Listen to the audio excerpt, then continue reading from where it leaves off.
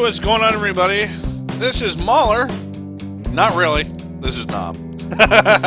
Anyways, this is I'm Nom. Mauler. He's Mauler, but I'm Nom. Thank you for joining us. This is our 6th podcast.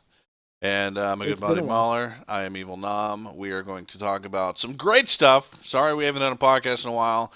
I just love sleep.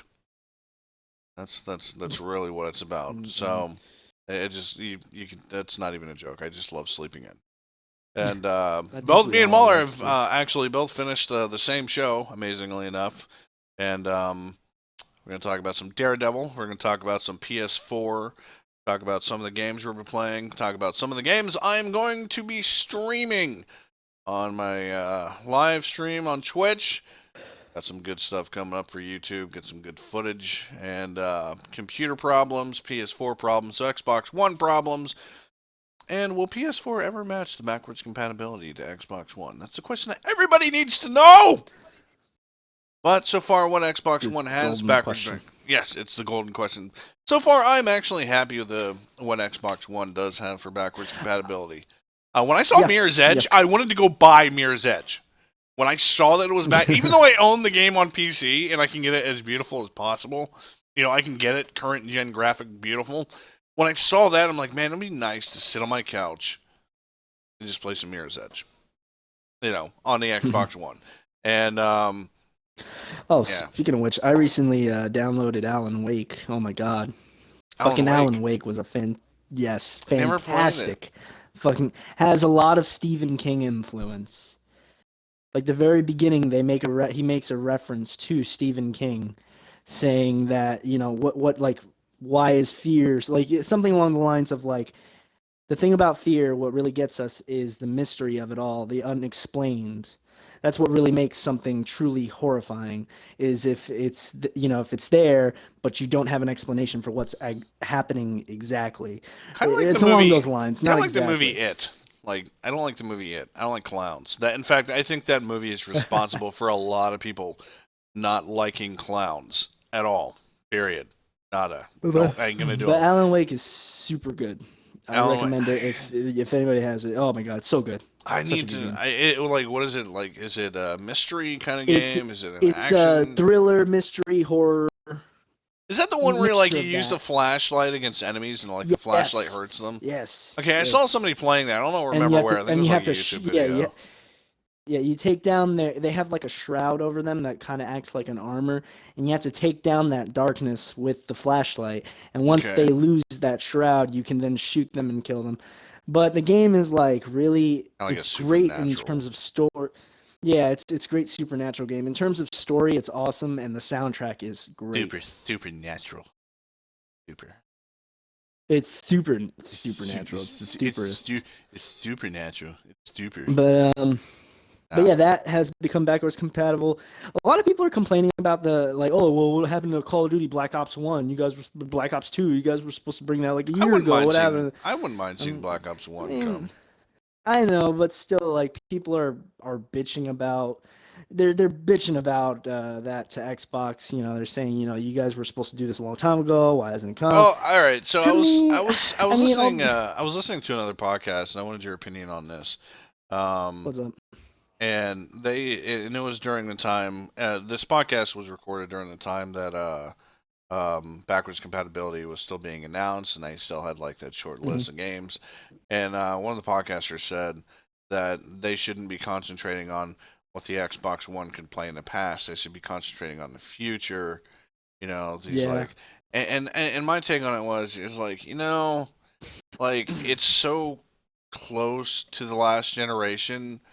If you bring a little bit into the new generation, it keeps people's interest and it gives them a reason to hold it. Okay, the Xbox One plays some of my favorite games. It gives them another reason to be on the Xbox One instead of their last generation system, which is smart. But it also distracts them away. Now, if you were to look at the lineup coming out for Xbox One right now, they got the third party, but there's not really much coming out. They had the Halo. They had the disastrous Halo that came out. Then they had Master Chief Collection. Yeah, the Master Chief Collection. Well, I mean, the game was good for single player. Now, to be honest, the game was good for single player. It's worked. Yeah. It worked after a month. I want to say after a month. By the way, Gears of War. It was pretty crazy. It's March 22nd, 2016. Gears of War Ultimate Edition is $10 on Amazon right now. Oh well.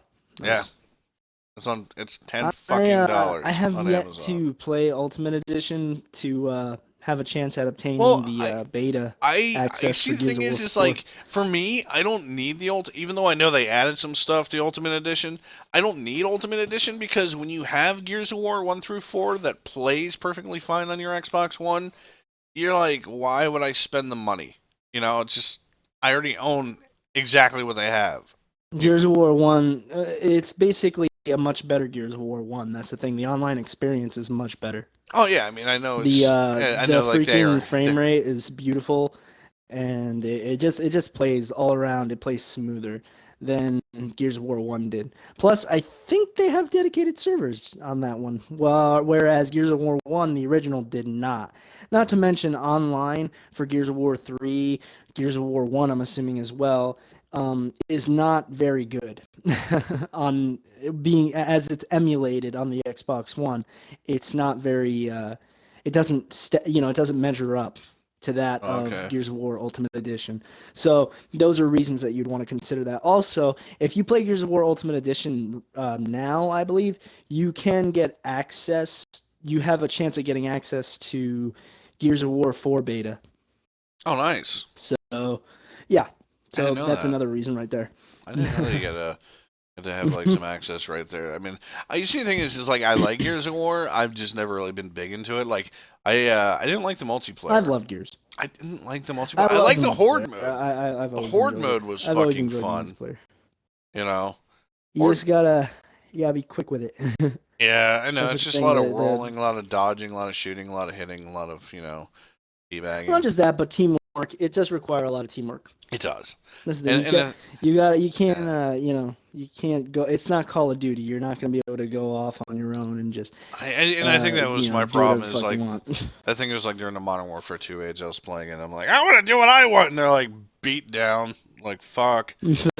So, anyways, the show that we both watched, and I kind of binge watched it, and I almost watched the very last episode during my binge, but I was so fucking tired. Daredevil. Yeah. Do you think it was as good as the first season? Do you think it was? What are your feelings on Daredevil? I feel like the first season was super awesome. I loved Kingpin. I loved Wilson Fisk. He really did a great job as him. In the second season, we've got a lot more characters, right? We got a lot more characters being introduced into the story, and I'm pretty sure that we all know, Elektra, Punisher, those characters are coming into the fold. And I feel, although, like, obviously the whole entire lore, the entire, Daredevil universe is expanding. That's great and all, but I feel like it didn't stack up to the first season all that well. One of the main reasons being pacing. Like, I feel like there was only so much that they could cover with each character, and they did all right given with how many characters they were introducing. But like John Bernthal's character, by the end of the show, like, you're like, okay, yeah, you finally see him as Punisher. You know what I mean? You finally see him. I felt throughout the entire season, I did not see him as the Punisher. For some strange reason, I couldn't quite nail it. It's hard to explain, but he felt like just a regular badass dude with a gun. And that's really, technically, that is Punisher, but to an extent, I don't know. I feel like John Bernthal, although he's a decent actor, but he just kind of didn't portray Frank Castle as I'd hoped. It's really hard to explain. Not to say that what's his name, that Thomas Jane or whatever his name was, that played in the first movie, did a great job. So far I think John Bernthal is probably the best Punisher. I think he kind of gave off kind of like a he felt more like a He diehard felt much more character. authentic. Yeah, he He felt felt much more more like authentic it and was like some darker. scenes I'm He felt like, like he it's just like a more extreme John McClane to me. exactly.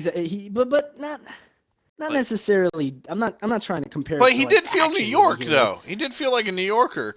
But it's just Yeah, the whole time I'm watching, I'm like, it doesn't feel like the Punisher, but it feels like a guy that's shit out on his luck. yeah, It's just like, exactly. He's a yeah. I know what you're saying. I know what you're saying.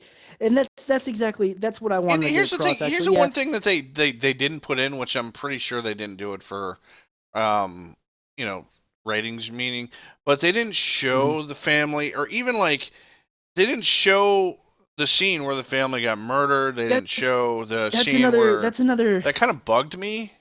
I'm like, that's another point. I That's mean, another point. you You don't know, have to show a kid getting killed. You can just show like they could have like mhm, made it all misty and like made it like he's hearing, like those scenes in like World War movies where they hear just a yeah, high just pitched some kind sting, of yeah, you yeah. know. Just some kind of Yeah, flashback just sequence yeah, that brings exactly. you But back they to didn't that do day. that, so they And didn't. that's what I'm saying. You And that's couldn't. what I'm saying. There's a problem with the pacing of the show Yeah, it in just a kind of way made him instead that of relates to that. somebody that's like out for revenge. He just like a lot of it. He just looks like a murderous asshole. And then, but if you know obviously a lot of people know the backstory to Yeah, the yeah, of Punisher. course. Who doesn't know the And backstory of that's really Punisher? what Family's murdered. He that's murders kind of what kept everyone. me You know. that's what kept me invested in the characters because I already know his backstory and I kind of just I get it, you know what I mean? And that's why I didn't really care for it to be like You want to know? that's why I was so lenient You with want to it, know you know what what I I mean? Like I thought was a wasn't so really harsh on bad it. idea? Like I honestly feel like Daredevil, like through the whole thing, was becoming kind of an afterthought.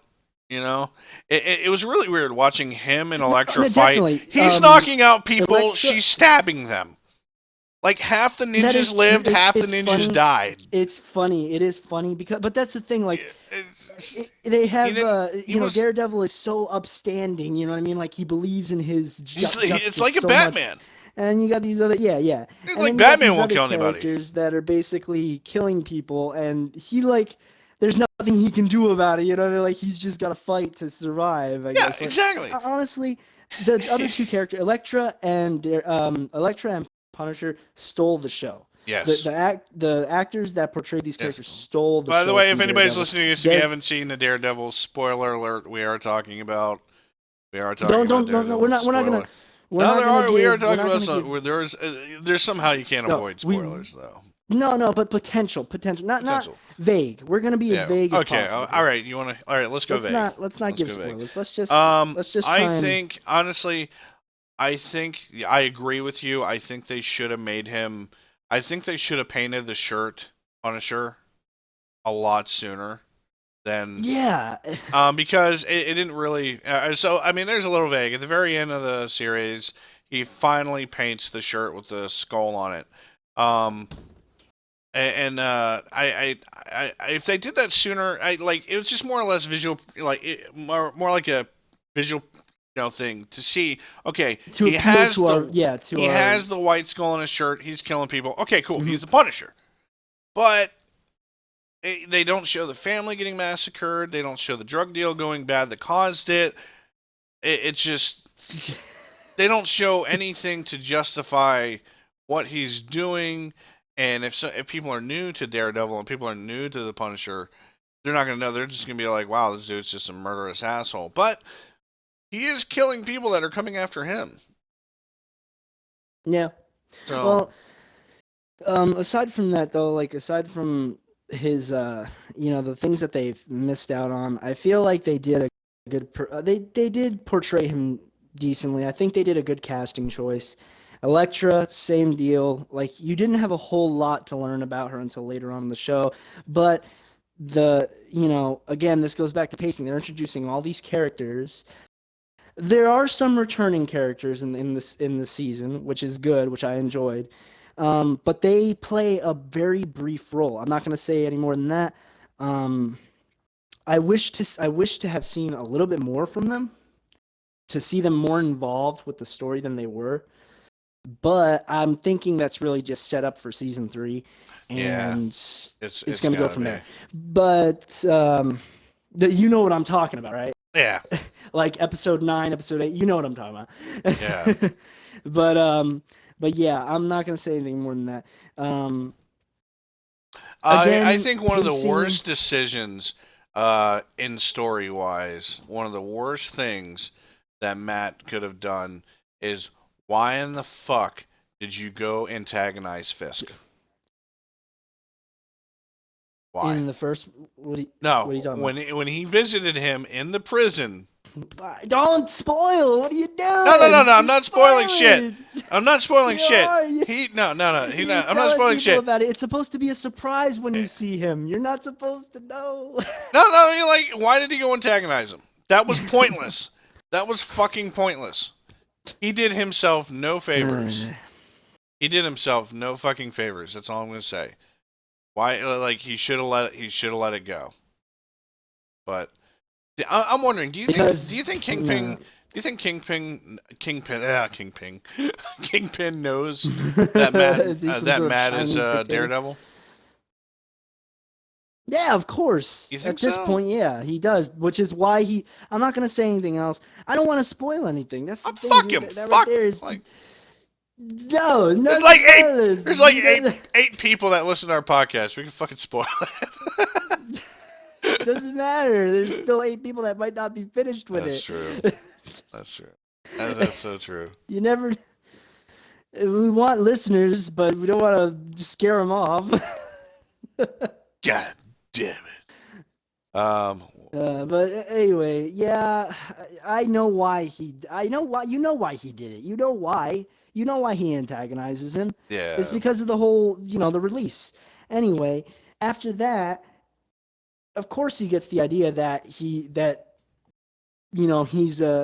Matt Murdock is Daredevil because, well, he says, "Oh, of course, the son of a boxer," and then it all comes back to him in a way. After that moment, he ends up talking to his connections in the prison and say, you remember what he says. He tells him to do something for him. I'm gonna be vague as possible. Yeah. But anyway, It's aside fucking from that, crazy. I mean, it's it is crazy. I think it's gonna be great. I like I said, I love the in season 1, Wilson Fisk was my favorite fucking, like, he was great, portrayed excellently as a villain. The Daredevil movie, Michael Clark Duncan, God rest his soul, I didn't like him. I didn't like the Daredevil I didn't movie, like him as the period. casting choice. Like it just I didn't like the Elektra Daredevil was movie like at all. the None of it worst felt good. casting choice. Oh yeah. Jesus Christ. They I don't were like all that bad. actress. They were all pretty bad. The greatest thing the actress did was read that book, Go to Fuck to Sleep, that she just did recently. She that bedtime story, Go the Fuck to Sleep. Yeah. She actually read it, and it was actually pretty damn funny. And she smiled the whole time because she knows she was. I watched her in when I watched her in 13 going on 30. Yes, I said it. I saw it, dude. She was actually good in that movie. She was I mean, she did pretty damn good. I'm not gonna knock you. Mark Ruffalo and her did a really good job. I love Mark Ruffalo. I think Mark needs to be in more movies. Mark Ruffalo is awesome. He really does. He's the Hulk and all that, but I like him as an actor. You know. Definitely. Can you Now You See Me? Now You See Me. Yes, he was good in that. Yes. Movie. Oh my goodness! You know they're making a sequel. Do you know they made a sequel to that? They're making. Yeah, I know they're making a sequel. Also, the Brothers Bloom, the Bloom Brothers, or whatever the fuck it's called. I don't know. The Brothers Bloom. I think that's what it's called. They're like magicians. They're illusionists. Rather. Yeah. That's what they are. They're illusionists. And him and his brother, they go around. They con people. Yeah. They do cons and shit. All right, so but I got a question for you. All right, moving on. So you probably know more about this than I do. I know I've sent you some articles recently on Facebook about different subjects. I'm not very familiar with it, so this is going to be really based on what you say. What is this about the PS4.5? Can you explain that? No, apparently they're doing an upgraded version of their console, sort of like what the 360 did with theirs, how they kept selling different versions of it. They're already doing an upgraded version of the console to make it display 4K resolutions, supposedly. Um, I feel like it's really soon. I mean, it's a big jump, but I feel like it's really soon. And I mean, when you think about it, the hardware that's going to allow this console to display those kinds of resolutions, you got to think about how pricey that kind of hardware is going to be. Putting it into a console that already costs 400, it's like 350 or $400. You know what I mean? So you got to take that into consideration, tack that onto the price tag. I mean, you're probably going to be looking at least at $700 on a console. I mean, diehard console fans that are PS4 fans will probably go for it if they have the money. I'm sure they'll buy it, but I feel like they will not. I I really don't I think can't see that. anybody that already. I mean, you have to look at it this way. I mean, how many Maybe trade millions, in. millions and Think about it. millions of people. Maybe they might trade in. You never know. Well, here's the Trade in. thing. Also, I mean, not they everybody might owns a offer some 4K kind of deal. television. That is true too. You are right. That is right. I You're mean, right. not everybody owns one. Forgot Sorry about about that. coughing. You do need that. Um, but not everybody owns a 4K television now.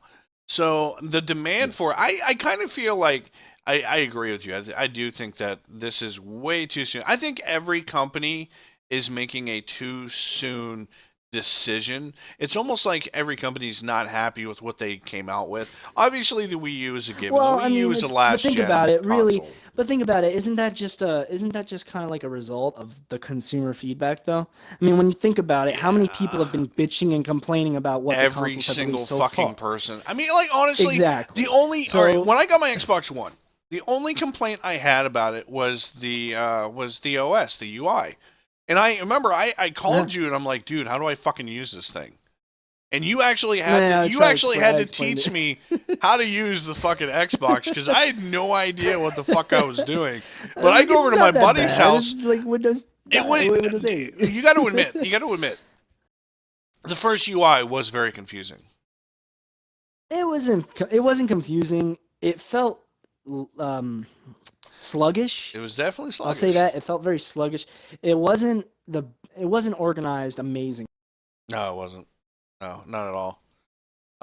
I think I honestly I that was my only complaint. Otherwise the system to me it plays Call of Duty, it plays fighting games, it plays Battlefield. I mean, Mhm. it plays indie games. I mean, what more do you want? I mean, and the thing is like way stronger than a 360. The PS4 is way stronger than a PS3, and Yeah, I honestly don't think they're giving these consoles a chance the to really consoles. show their true Mhm. power. You know, they're already talking about upgrades and the Xbox One upgrade and being able to like customize and upgrade the parts and then Yeah, PS well, I mean, 4.5. It's just too fucking soon. These things are still again, fresh that's out of the just a box. result. You know, Again, that's just a result of consumer base basically saying that these things are not, exactly what they were worth out of the box. And the I mean, companies are obviously making a push for that. They're trying to make a push to really push the envelope to satisfy this feedback. yeah, These people that are saying, oh, this is not this, well, if that's the case, they're going to need to obviously go into some kind of yeah. desperate measures Kind of where they it's need kind of to like owning a PC. You rely on want something outside. Yeah, stronger, you better go out and exactly. buy it. You know, PCs you don't have a choice. Now, Like I paid my PC, which has a 4 gigahertz processor, 8 cores, 8 gigs of RAM, 500 gig hard drive, not even an SSD, just a normal DVD burner drive, 550 watt mhm, power supply, 24-inch IPS HDMI monitor, and all that cost me $1,183, and I hmm, won't have to upgrade this PC for a while. Now I don't have the best yeah, graphics card, but you've seen my streams. I can play everything. Everything. mostly, Battlefield. yeah. I can play Battlefield on highest settings. I can play any new game that comes out. It's refreshing. I don't have to, but it did Yeah. cost me $1,000.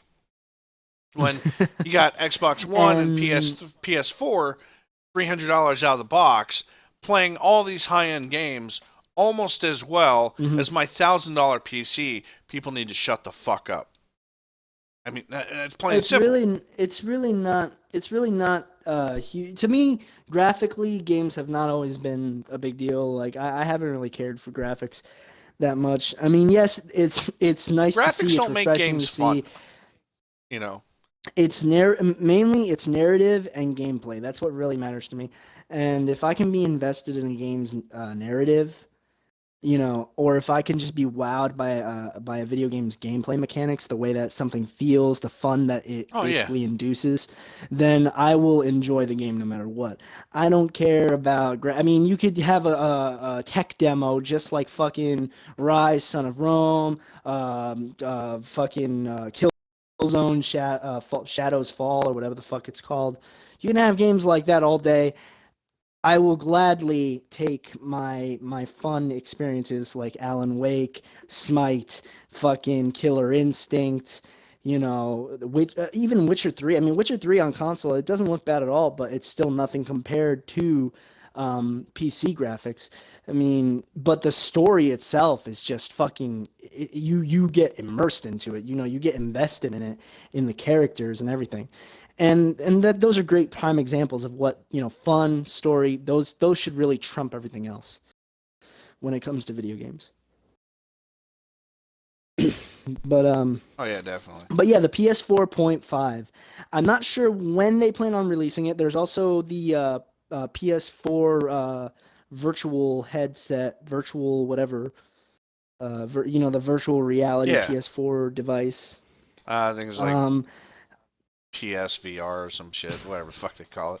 yeah, so it's gonna be even more. I mean, it's gonna Uh, be expensive I will on not Sony's invest. end to I will experience all of not this. To invest at all in VR to at all. experience all of that on Sony's end, to experience like the full PlayStation experience. If you want to get 4K visuals, if you want to get a virtual reality headset, it's gonna blow your mind how expensive you're I gonna mean, be. it's gaming Like, dude, is you're gonna not be cheap. dropping a fuck. I know, not at Yeah, all. I mean, but I'm like not they're saying just it is by adding any shit that means, nobody asked for. but virtual reality is it's not as widely demanded as many people as one would think. I mean, yes, it is the next step, I think, in gaming, but is it the next step in gaming right now as we speak? Are people really wanting to just go out and fucking shell out the cash for this fucking bulky device that you're going to put on your head and fucking sit there and play for like hours on end the way you do normally on a video game console by sitting on your couch? I mean, I just don't know if people are going to really.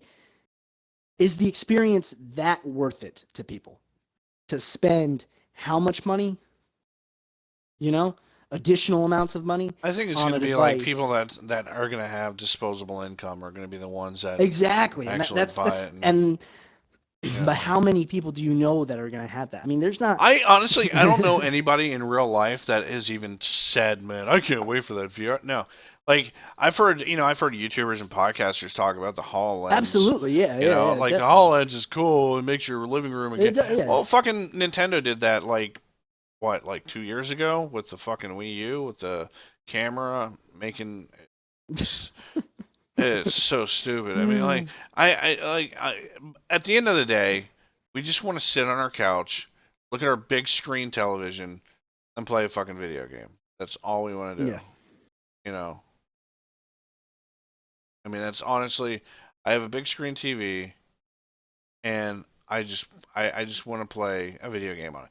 Like like me and Yeah. you, we play Call of Duty on or just like just like kind of like I'm gonna be bringing the um Wii U back upstairs and see if we can update. The only reason we haven't been using the Wii U, basically been using it as a Roku box, but then it started messing Hmm. up, and I'm gonna bring it back upstairs and see if updating Netflix and Hulu and all that will help fix the Yeah. problem so she can use it. And when it comes to graphics, like you said, graphics, it doesn't matter. Like I played, like on my PC, I played Splinter Cell Conviction, and I played it Yeah. on The highest settings can go, but you know what? It still looked like a launch title to a 360. But I had fun with it. I had Exactly. fun. And Yeah. now on even though not Hitman, Max Payne 1 and Max Payne 2 won't work on my desktop PC for some reason, but they will work on my laptop. And there's such low end graphics to those games, my laptop will play them just fine. So I popped Max Payne 2 in, and I'm like, all right, I want to see how it works on my laptop. And yeah, it looks like Max Payne 1 looks like early PS2 graphics.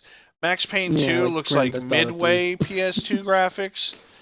And I'm like, and I'm playing Max Payne 2, just the first level, and I'm Yeah. having fun with it, and I'm completely forgetting that these are just ugly shit graphics that need to just die in a fire.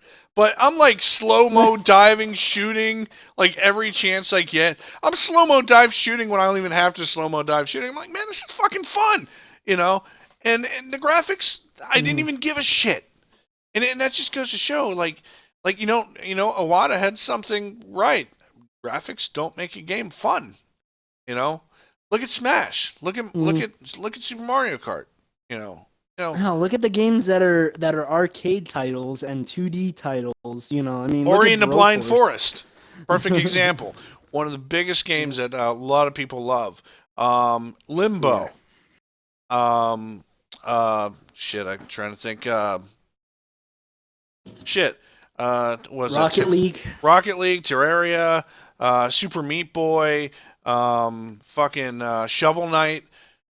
I mean, like, look at these. Like, these are games that look like some. A lot of them look like shit that would be on like a SNES or like a Nintendo 64, and Yeah, people yeah. aren't giving a shit. They're like, wow, Shovel Knight. Shovel Knight is basically a love letter to fucking Sega Genesis.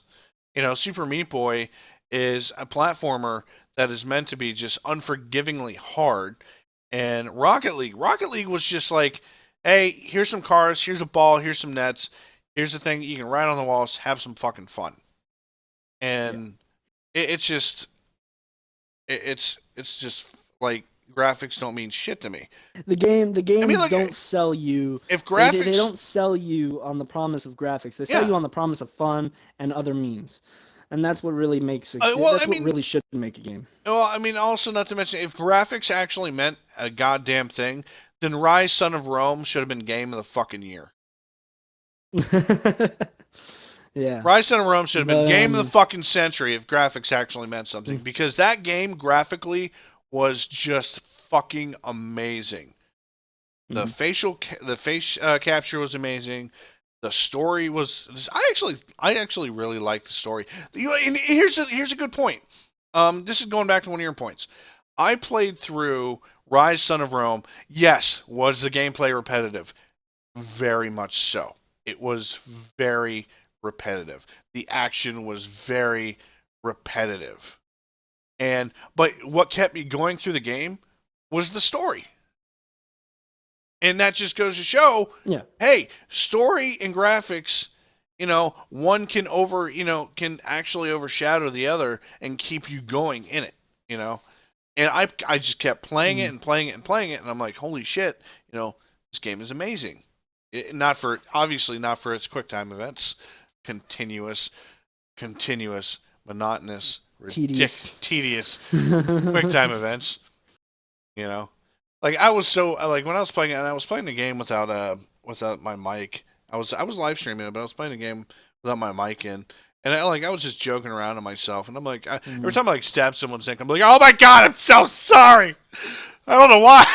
Just doing stupid shit like that. uh, And but anyway, yeah, that's basically the opinion that I have on the PS4.5. I mean, I don't think that they're gonna receive a huge amount of profit. I mean, yeah, people are gonna buy it, but they're not gonna receive as much of a profit as they did with the PS4 when it originally launched. okay, There's just no way in hell. I mean, I think it's too soon. Same thing with Xbox One. I mean,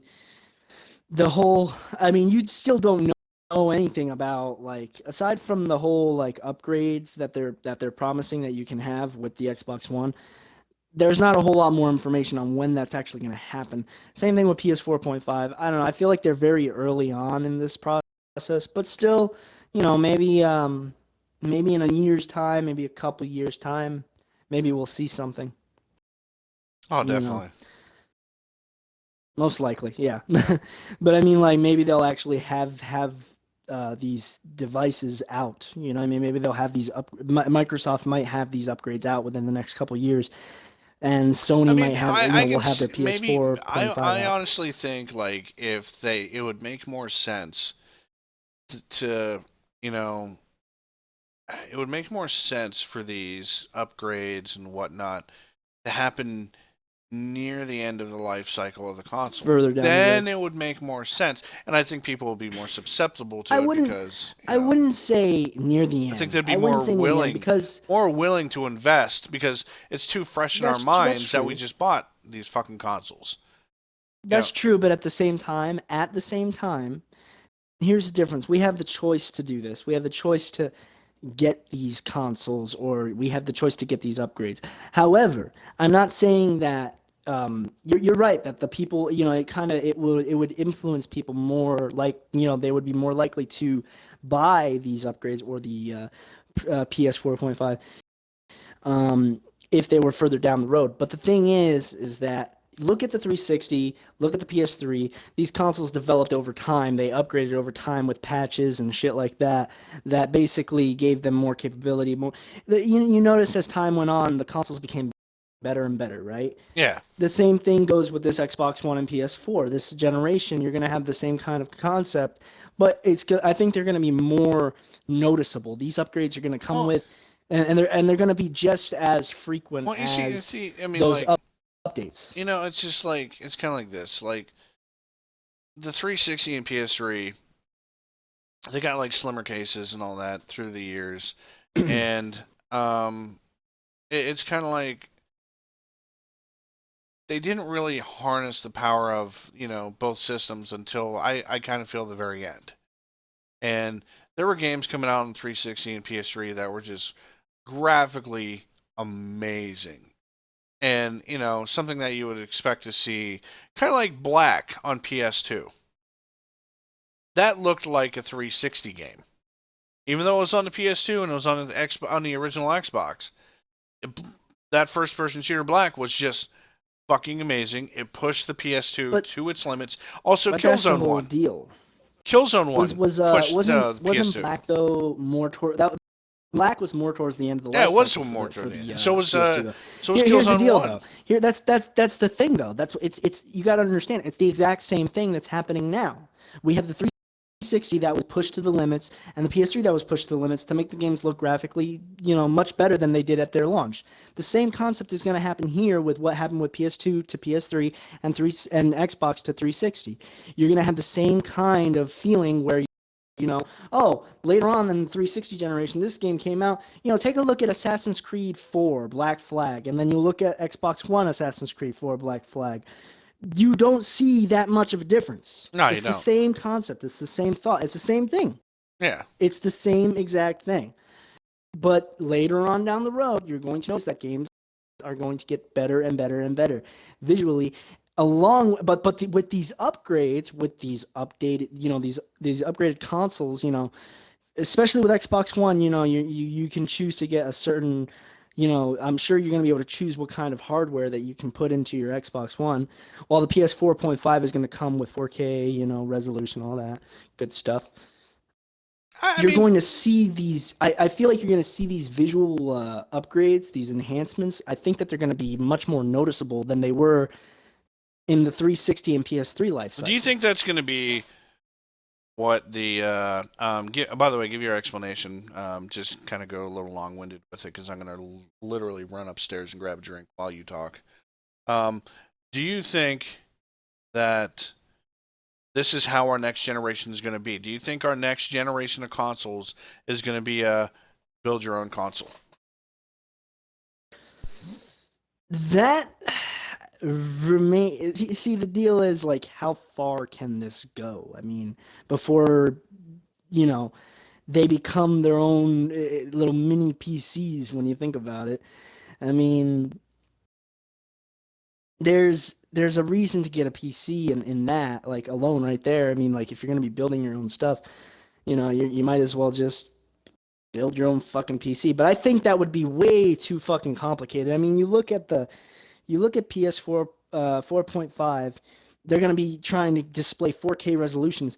That right there is going to complicate things in a way for developers and publishers. You know, it's going to complicate things for the companies. Yeah, I guess when you think about it. Yeah, I mean, like. I mean, and then you're talking about making your own little consoles. That's even going to be more fucking mind-boggling. Because then well, I mean, here's the thing. Exactly. Obviously, so I don't think that will happen. Obviously, you know, these companies send out developer kits, you know, and I guess that really can't happen. I mean, it would really have to be, some parts of it would have to be, I don't know, like, wouldn't some parts of it have to be proprietary? Like, they have to have this processor, they have to have this amount of RAM, they have to have this video card, but then you can, like, select your hard drive space, or I don't know. I mean, like, I don't really see consoles like being upgraded, you know, because I think it's going to separate people even more. That's the problem I'm having.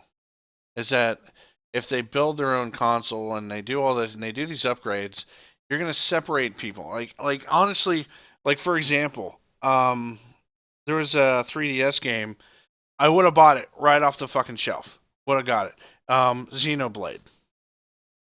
And my buddy's like, "No, dude, you have to have the new 3DS in order to play that." I'm like, "What?" I was like, "I can't play this on my wife." She's like, "Nope." I'm like, kidding me? So I didn't buy the game just because of it. I was ready to buy that fucking game right then and there. I was like, man, you know, because it was the Wii version, but they put on the 3DS, and I was like, man, you know, I want to play that. I can't wait. It's awesome. Nope, can't play it. Don't have the and shit like that. That just it's losing. They'll lose, you know, money more than they'll gain. I honestly believe. I'm not sure if they could lose money, but I will say that it will make things more complex in terms of developing a game, setting up servers, this and that. I mean, because when you look at it, you know, people with higher frame rates are obviously going to have an advantage over people with lower frame rates, stuff like that. It just comes into mind with the development process of games, and then on top of that, they've got, you know, if you're going to be competing against each other, it's just going to be a nightmare, you know. So they're going to have to figure out something. They're going to have to figure out a means to compromise, you know, to find, for instance, like, you know, people with this kind of upgraded hardware will play on this server, or, you know what I mean, like, just different means like that. I'm sure they can figure something out, but it's just, and they will have the money to do this. I mean, if people purchase these, you just reminded me of something. You know, what's up? And it's something that me and you've been kind of going back and forth on, sending each other articles. The cross-platform play. Yeah. Where do you see that going? I mean, I'll go first. I think it's going to be very select games. I don't think there's going to be any VoIP, you know, any voiceover. Well, I think unless it's like somehow in game they can, you know. Here's the deal. But here's where this lies. All of that, what you're talking about, lies with the developer. Yeah. And the publishers. Yeah, that's all that lies on. Is like, because they say that out loud. They say that in public, but there could be obviously it's going to be limited to exclusives. Obviously, Sony's going to have their exclusives. There's going to be no cross-platform play. It's going to have to be all third parties that are not exclusive. It's going to have to be. I honestly I don't really see a AAA title coming out for a year that will have cross-platform. I think they're going to test the waters with some indie shit. Or of course, with smaller, yeah. But I mean, with those, it'll probably be even easier when you think about it. But did you notice that Sony? The whole argument. You notice that Sony came out with the same exact thing, saying we'll leave it up to the developers. Like, they said the exact same thing Microsoft said. It's up to the developers.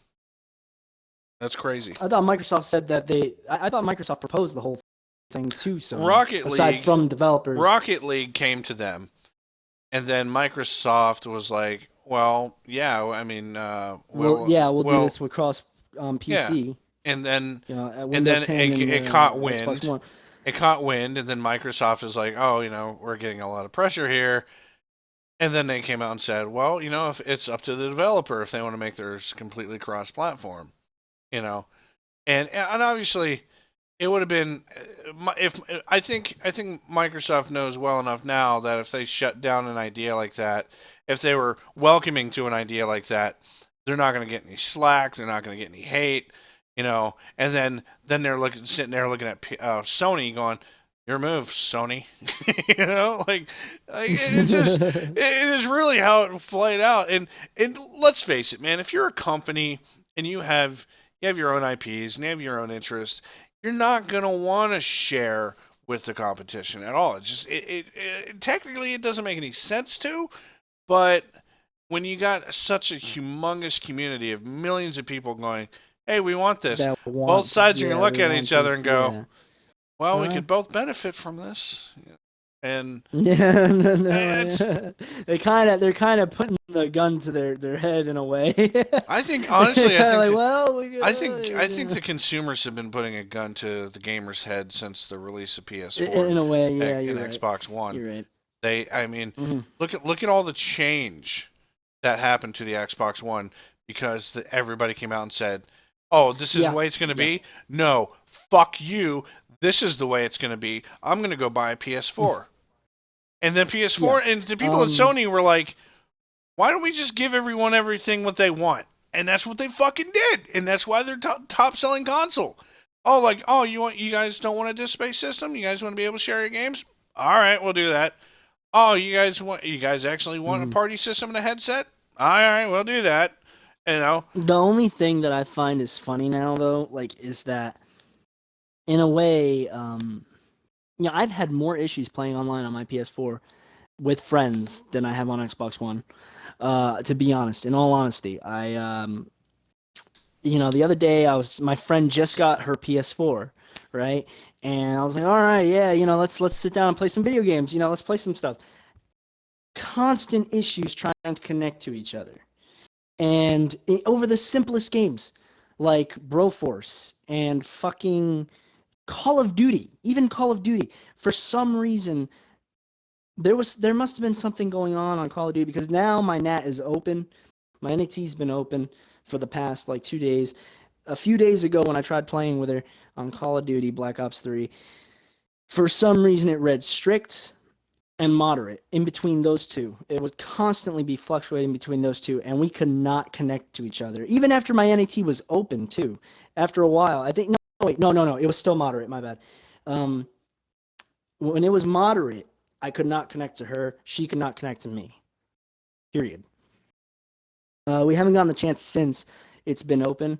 We haven't gotten the chance to actually try it again. We're going to try it again tonight, probably. But if that doesn't work, then it's got to be on her end. And then maybe I may have misspoken. But I've been having issues connecting to people all the fucking time on PS4, it feels like, in terms of multiplayer. Parties, not so much. But games, rather. As for Xbox One, what I find funny about the whole game sharing thing is that Sony were the ones that started off with the whole, you can share your games. And that's a great concept. Xbox One followed suit after all the backlash that they received. The one thing I can say that the PS4 does, that the Xbox One does, that the PS4 doesn't, you can download the games from your profile. You don't need to go on the PS4, you need to log into your friend's account just to download a game. And you have to stay logged into their account for the remainder of the download for that game to download onto your profile.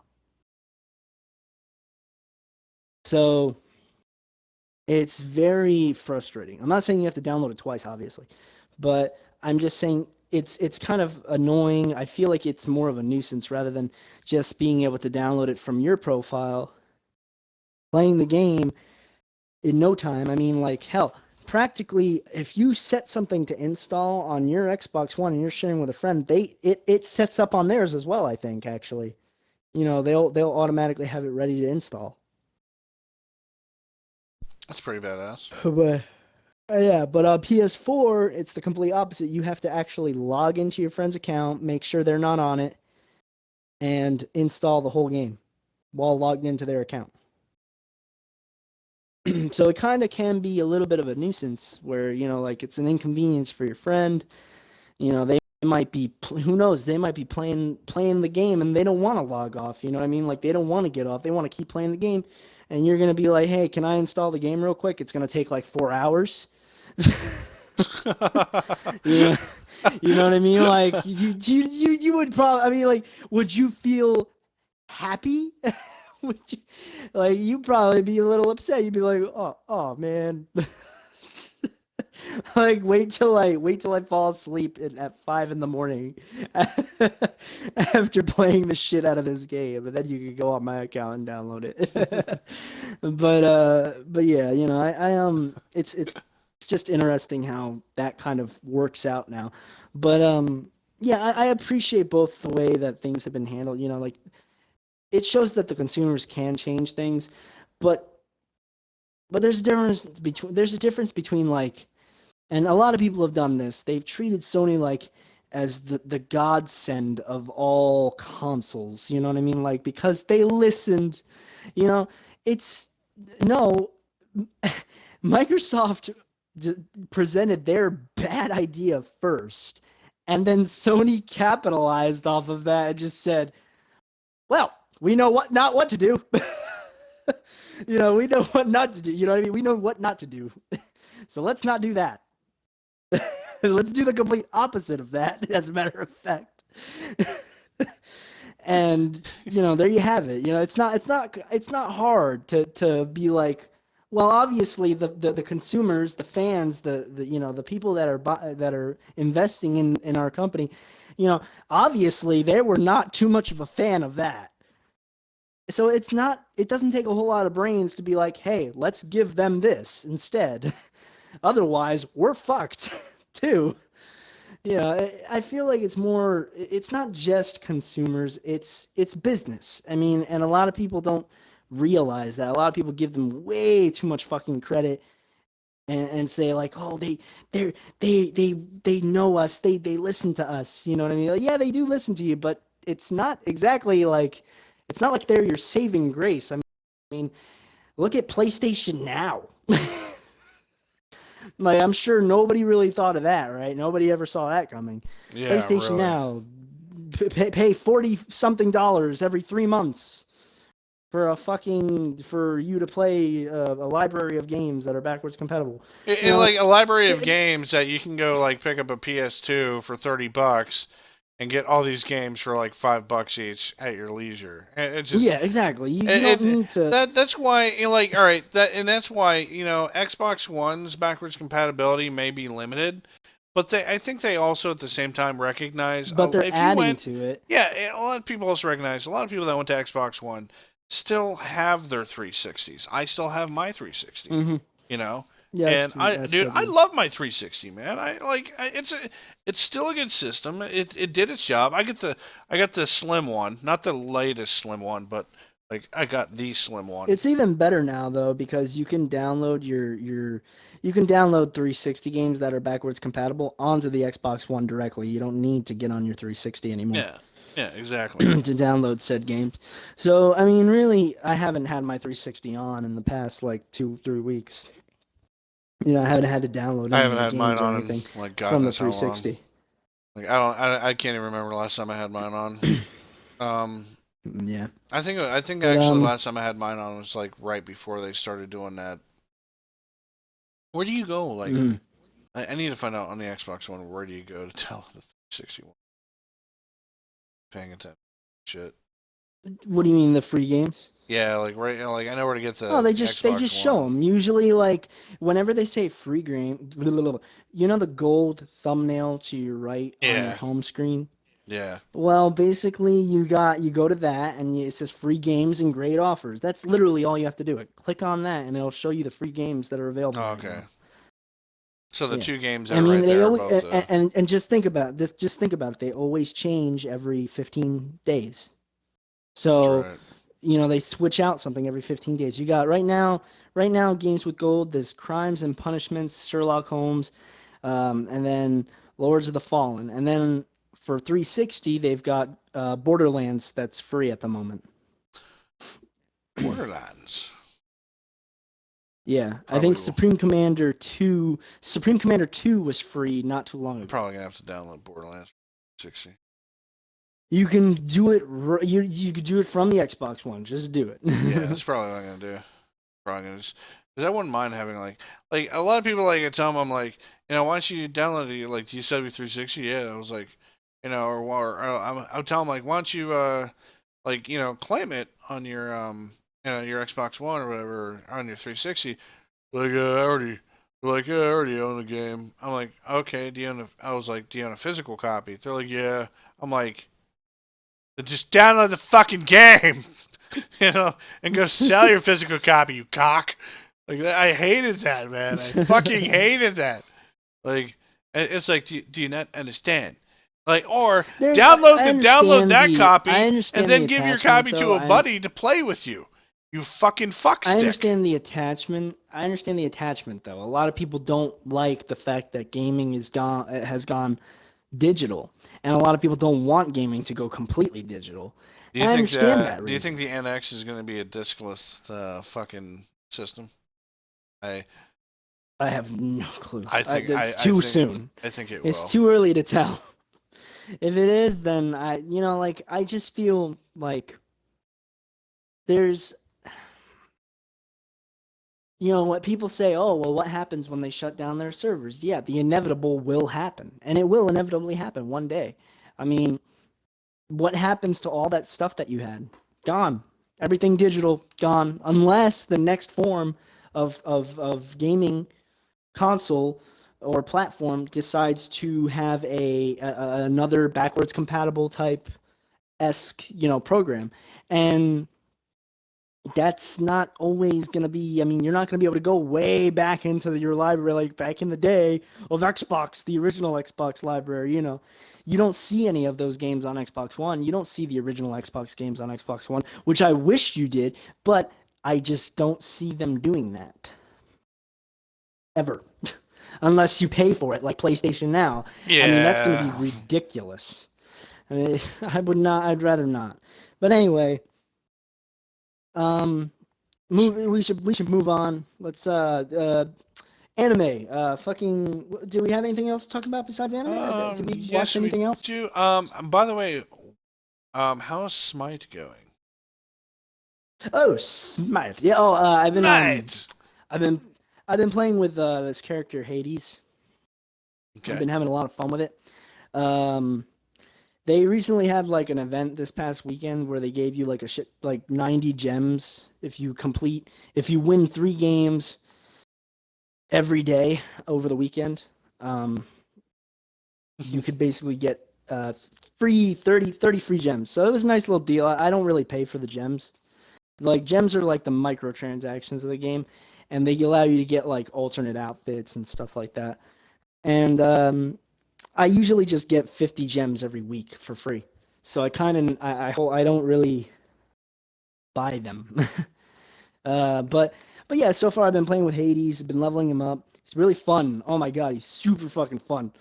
Like the fucking ultimate is just sick. He like creates like this whirlpool of like purple dark matter, and he just like he basically he like sucks the people in, like as if he's like dragging them to hell. That's fucking great. And I'm like, come I, with me to hell.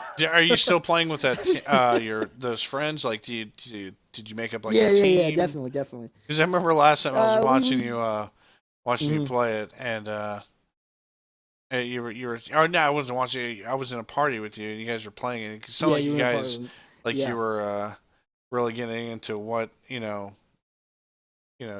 what you were doing, and like the cooperation. Yeah, it made there's me a want to download the fucking Smite and be like, all right, I feel like I'm missing out because I don't like when it comes to like Dota and League of Legends, those games are just too complicated for me. You know, It's not as hard as you think. Trust me. When you Smite learn looks it, like it's fun. something It's I can get easy. into. It's more control. You have more control over your character in Smite. There's literally a physical element to it where you're actually commanding your character. You're not clicking with a mouse telling it where to go. You're moving your stick and telling them where to go. You understand what I'm saying? You're moving your stick and the character moves with you. So it's not like you're giving commands necessarily. You're taking control of the character. Yeah. So it's a All fun right. experience. I like it. It seems I've been stressful. Like listening to you play, it seems like this oh yeah, sounds it's sounds sometimes well very when you don't have a stressful. team. Here's the deal. When you don't have a team, it is going to be more stressful. If you're playing against a team that knows what they're doing and just has a counter to what you're playing as, you might be fucked. I mean, there's just sometimes it's inevitable. Sometimes you run into a group where like, oh man, their character is a fucking direct counter to mine. So you have no choice but to be like, fuck all and just go for somebody else. It's like go for Avoid that broke. motherfucker. No, don't go for broke. Avoid Okay. that motherfucker at all costs. That's what you have to do at times. You literally have no choice sometimes. I've run into characters that have a I basic would just be attack. screaming the whole time, going, "Leave, Yeah. Leroy Like James." you would probably not understand. You'd be like, do I have to be afraid of this guy? Should I attack him? Just Is there a all right? So, is the goal to attack like something at their base or a tower or something that they're trying to protect, or is the goal to There's kill different game them? modes. There's different game modes. I told you about Arena one time, I think, where there's 500 life tickets and there's minions on the field that go into an enemy's portal on the other side, Right. and you have to like escort the minions in, but at the same time, killing enemy players and minions reduces their tickets, their life tickets. Yeah.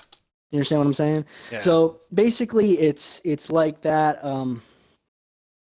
It's like the life tickets in Conquest of Battlefield, except there's no other objective besides get these minions to the portal and kill other enemies. Okay. That's All it. right. That's easy There's enough. a It that's sounds Arena. easy, but I'm That's pretty Arena. sure it's a pain in the dick to achieve. It's not. Trust me, it's not as hard as you think. It's actually one of the shortest game modes in the entire game itself. I mean, the longest arena match I've ever played was like 18 minutes, maybe at What? tops. Yes.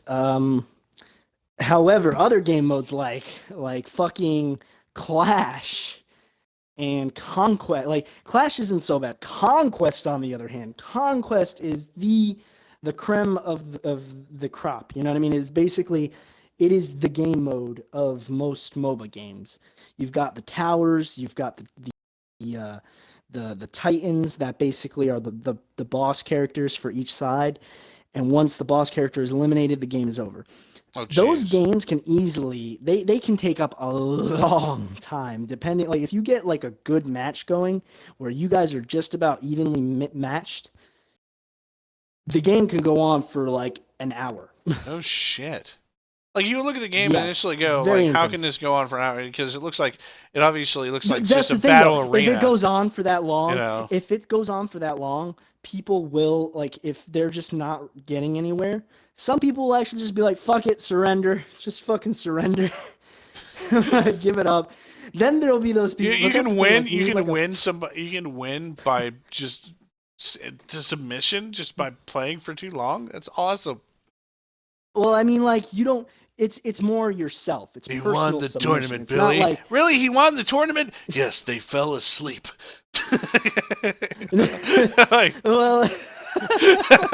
Yeah, no, it's not like that. It's not like it's automatic if it goes to an hour. No, it's more of a personal thing. If a team feels all together that, hold on, listen, we've been I playing. have to at least do it. Hold on. But Hold on, wait. It didn't play through. I gotta do it. Hold on. You're not gonna be able to hear it, of course. see. I hope it's the right one.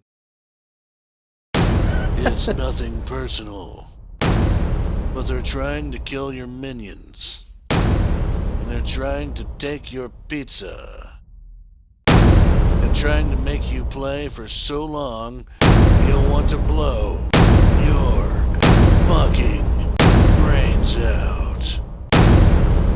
Smite. Prepare to get some pizza, some coffee, and no Energy girlfriend. Energy drinks. Energy drinks. Energy drinks. Lots and lots of energy drinks. Lots and lots of energy drinks. And no pussy. But yeah, no, the game. Smite. A game that you'll never want to kind of maybe sort of play, but are maybe interested in. Alright, I'm done. Now my throat's really dry. My throat's just really No, but dry. but it's a fun game when you get friends together and you actually start working together. Like I've learned to create. I'm sure it's exciting when you Hades. win. You know. Yes, absolutely. Dude, it's not just exciting. Like when you win, it's a good feeling, but nowhere near as exciting when like as Hades. Mm-hmm. I'm telling you, man, his ultimate attack, is that whirlpool, and it sucks every enemy in towards him. Oh, geez. Unless they have beads. If they have beads, they can escape, and they'll completely negate the effect. Beads are a relic that can only be used once every like 150 seconds. Mm. So, but the thing is, my cooldown is like maybe 40 seconds. So they can't do it twice. They can't do it twice in a row on my guy. You know what I mean?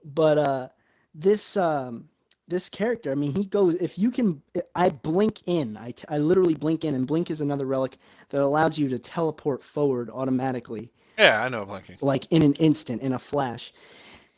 And I've been known to do that into crowds of enemies, and then activating my Y, and basically I'll be sucking in all these enemies at the same time. I'll be doing damage to them while they're being sucked in. Sucking them. I just suck them up. Suck I just suck them. Just gonna suck off. The shit out of them. Suck God. them off. Yeah, girl. Suck them off. Just to suck them enemies. At the same time, like I said, I've learned to play this guy as a support role in a way, and it really does help because it keeps these guys in place, and then my teammates can come in and fucking pick them off. Is there so I got a little bit of WoW in the back of my head. Is there like a healer? Is there like a grunt or like there's like a healer, a tank, a mage, like shit like that? Is it? Yes. No, is there like somebody in the back just healing everybody? Yeah. You've got. I'm gonna have to download this game. Healers there's not exactly a healing class. There are these are the classes. There's warrior, there's hunter, assassin, mage. I'm calling all the warriors. All the warriors. But all the warriors. There's warrior, there's guardian, there's mage, hunter, and assassin. I don't think I'm missing anybody else. Hunters are ranged attackers. Okay. Usually they're one of the ranged attackers, and they depend on mainly physical damage. It's physical ranged damage. Mages have magical ranged abilities. Okay. So they cast like magic at enemies from afar. Their abilities, they can have some of them have healing abilities, some of them don't. There's physical. There's the warriors who are basically usually they have physical melee.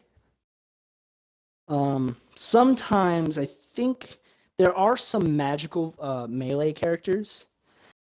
They can fall in between all these other classes like guardian or it's not necessarily like, oh, this healer, there is no healer class. There is no tank class. That's the guardian class.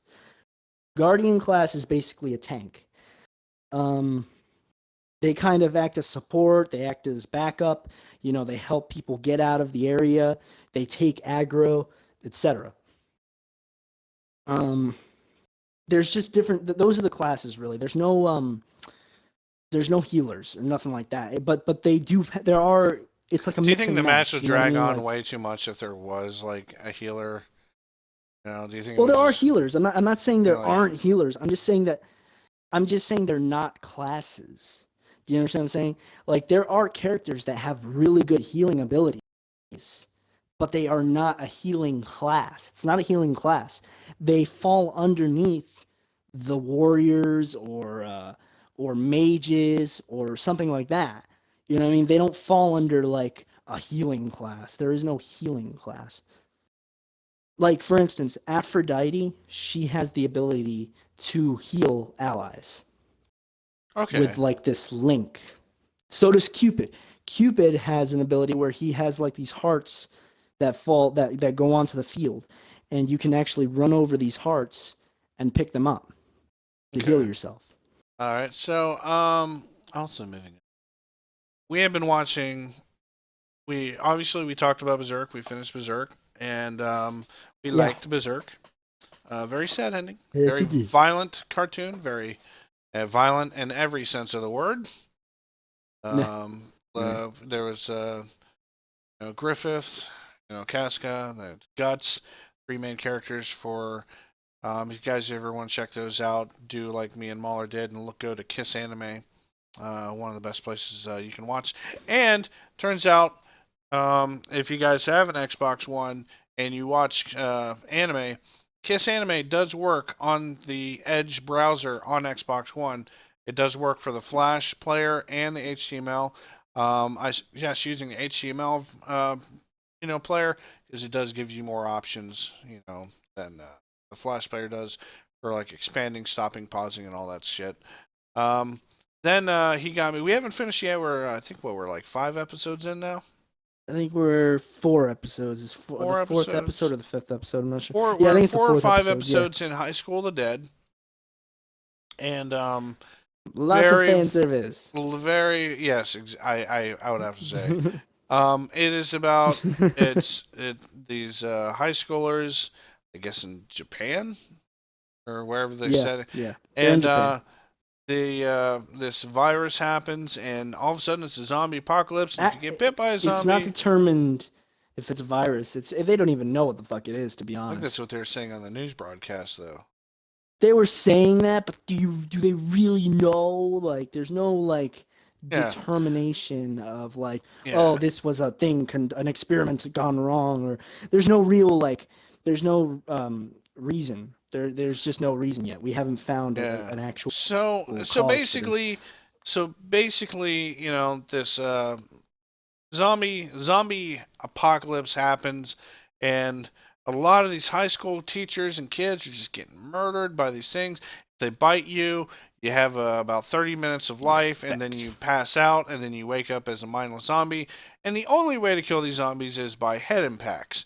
You can impale them, shoot them, do Of whatever, course. but you have to destroy the No, brain. I think everybody knows how to kill a I zombie. think everybody does. So, anyways, so the story has a bunch of There's interesting not characters. much to this show. There really is. Like the episodes. I mean, when you you've watch got your it, characters. the episodes Yeah, fly by. They yeah, they just super because it's just fly by. they know what they want. The thing is, it's the way that the zombie outbreak starts. It's very like it gets you in that mood. You know what I mean? It gets you I in do that. It like the catches you animation with quality it. though. The animation quality and the animation Oh yeah. style is definitely top notch. I Oh, love it. I love the you animation ain't to you it. ain't seen nothing yet. Yeah, and You really obviously haven't we're going seen to nothing be yet. catching more up on that. Also, Game Informer, 51 seconds ago on Twitter said a report out of Japan suggests that Nintendo is ceasing Wii U production in 2016. What? Yeah, let me click on this article here. Let's see.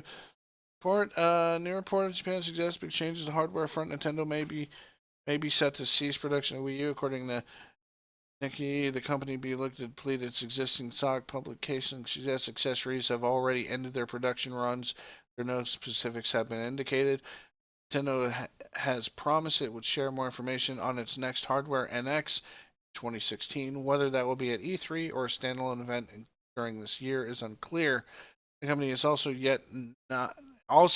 not yet committed to launch window for the hardware. The Nikki report doesn't suggest that a Wii U wind down necessarily means the NX released in 2016. We've reached a You know what I think? Hmm. You know what I think?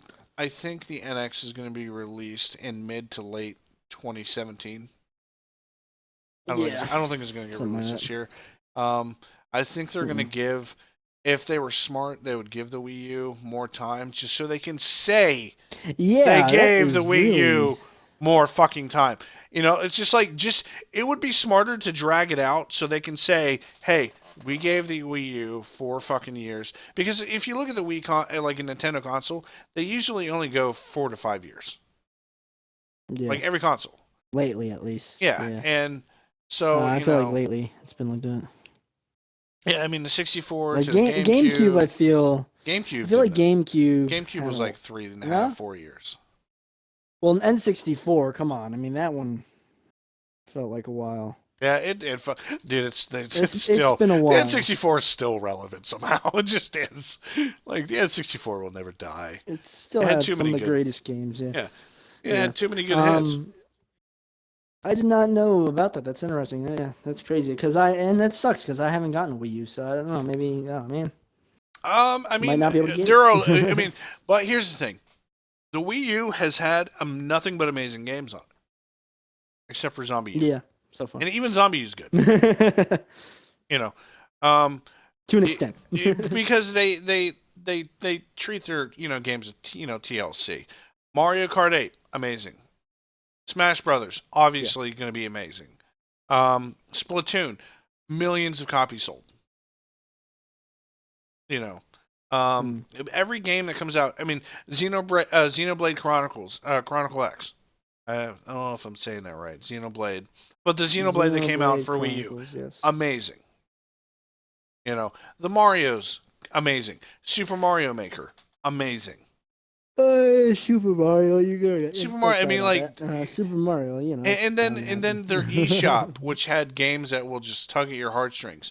They finally released all the Mm. Super Mario's on the eShop, like Super Mario Speaking of Brothers 3. tugging at your Yeah, I heartstrings, mean, like, dude, Super Mario Brothers 3 was fucking great. That's one of those NES games I yeah. can go back to and just play all fucking day, dude. You know, and Mm. I was so excited when I saw that they had Ugh.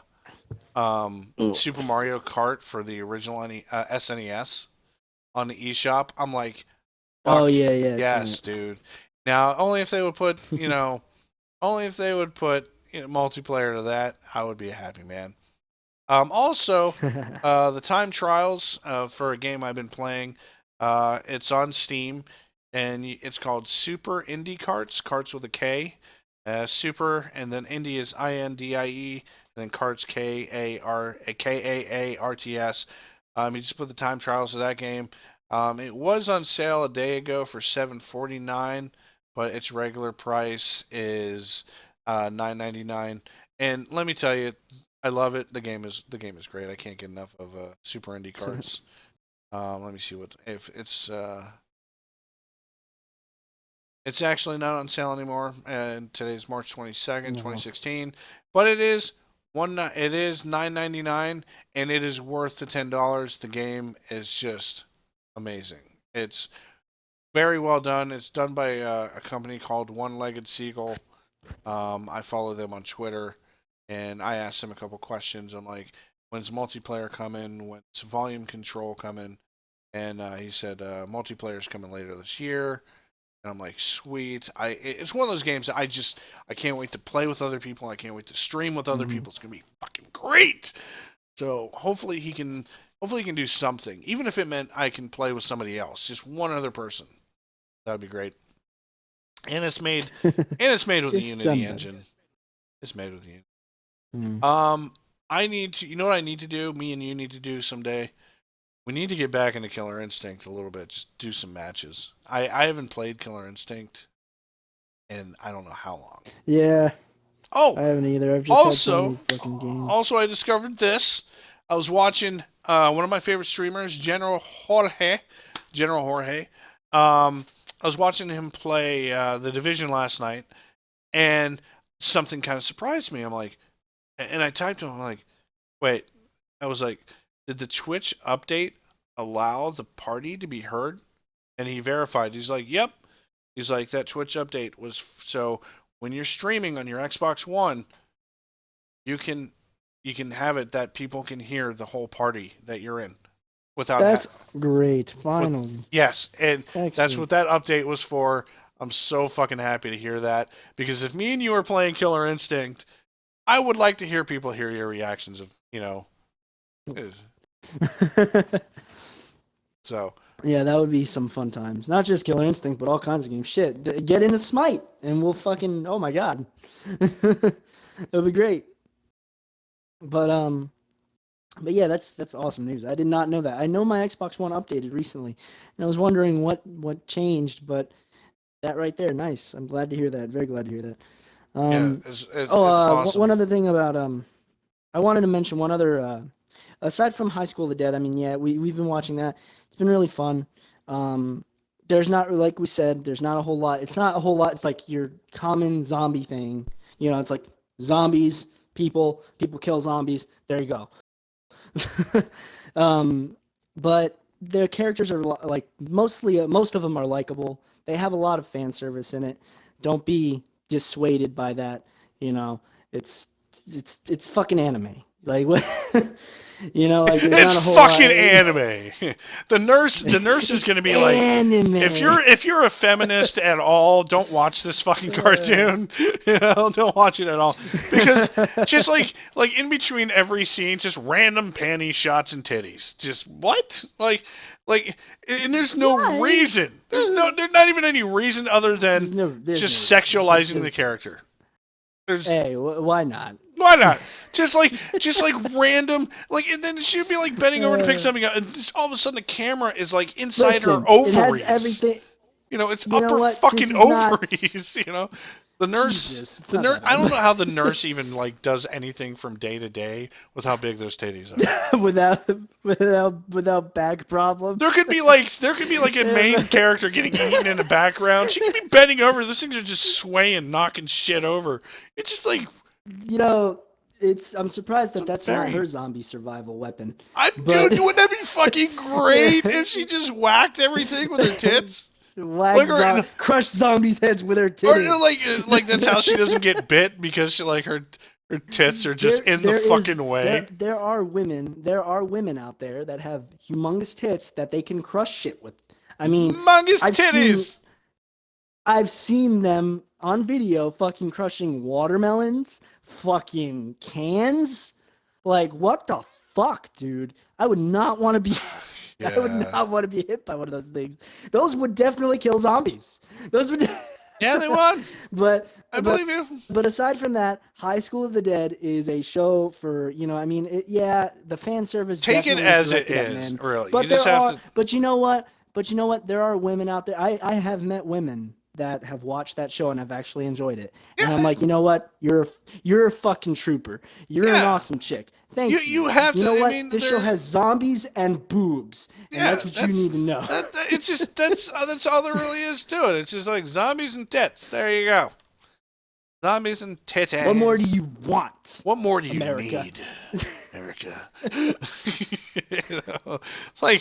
I really do think that it's. I think it does do a lot of fan service. It's a fun show. You're right. It's a fun show. You cannot take it seriously. Watch it, don't take it seriously. I mean, there are emotional moments. There are some emotional moments. There's going to be characters you care about. Like I honestly really, really, really like the main character. I don't know why. He just speaks to me. Takashi's really cool. Yeah, he's cool. He's super chill. From the moment that he opened his mouth at the beginning of the intro, where he goes, "What the fuck's going on?" Yes. That's where I fell in love. Because that would so be us, we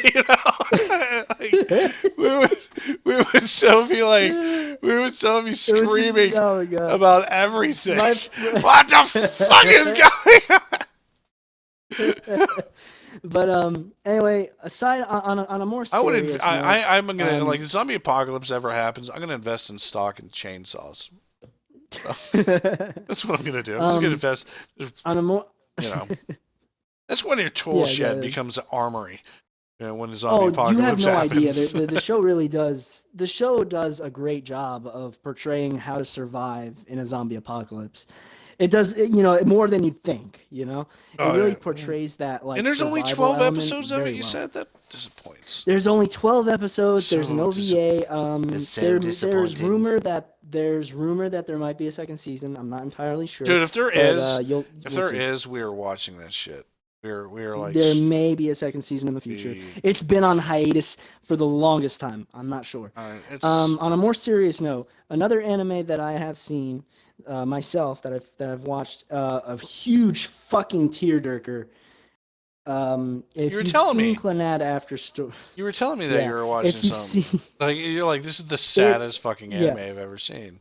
It's not. Damn. It's sad, but it's sad, but at the same time, it makes you smile.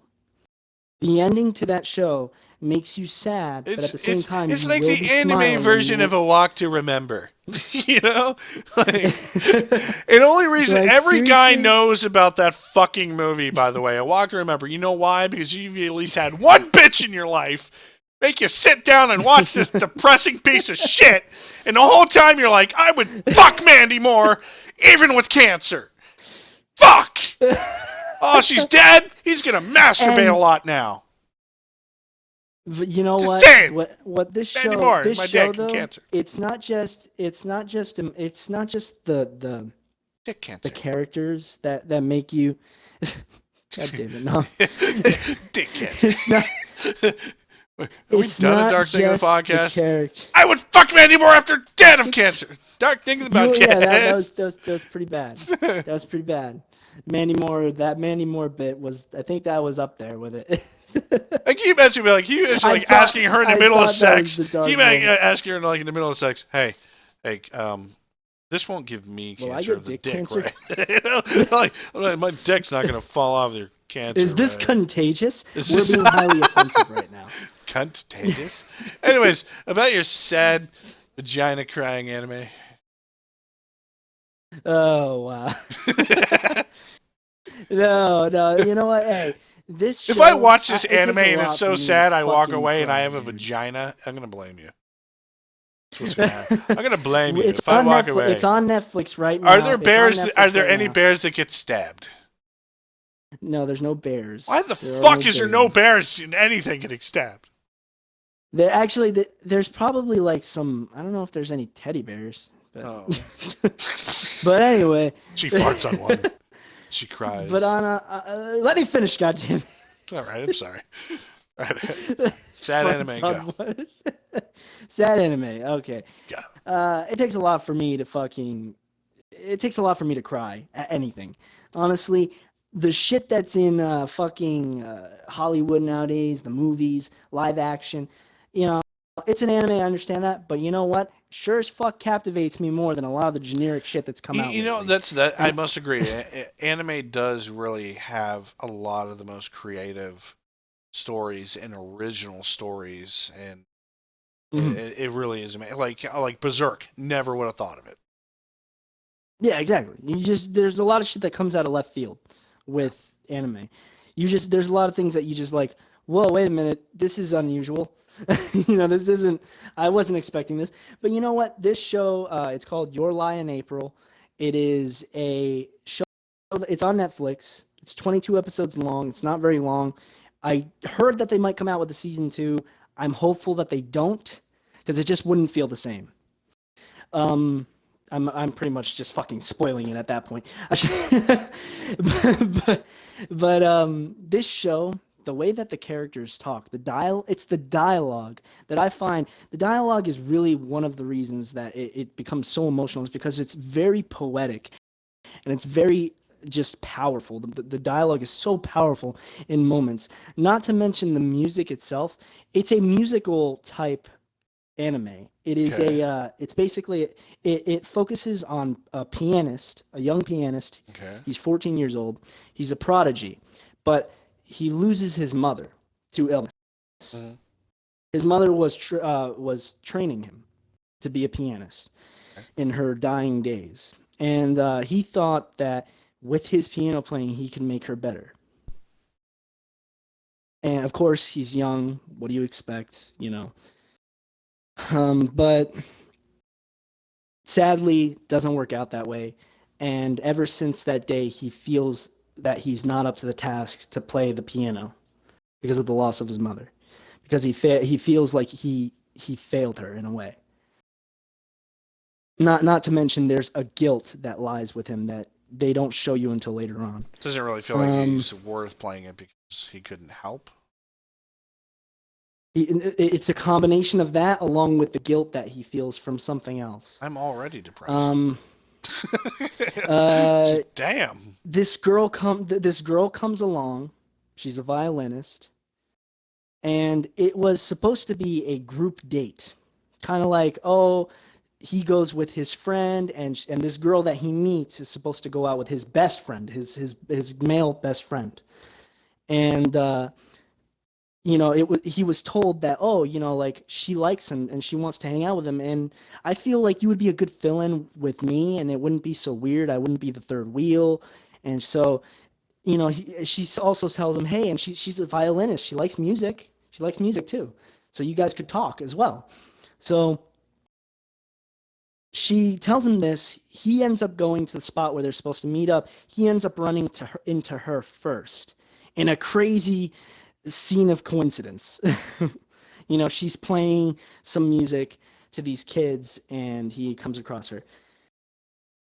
In the moment where he finds out that she's a violinist, he literally he's just taken by her. Like he loves her. He falls in love with her. And he wants to get to know her, but he knows that she's interested in his friend instead. Oh, okay. As time goes on, the show develops. There's constant musical pieces that are played, like Beethoven, Bach, Chopin, Mozart, just so many different musical pieces, and they're played on the piano, the violin, all kinds of different performances. And they don't only play a part in the story, but they play an emotional, like they actually do play an emotional role in the story. I mean, you learn about the characters while the music is being played. Like it plays a much more powerful part in the story.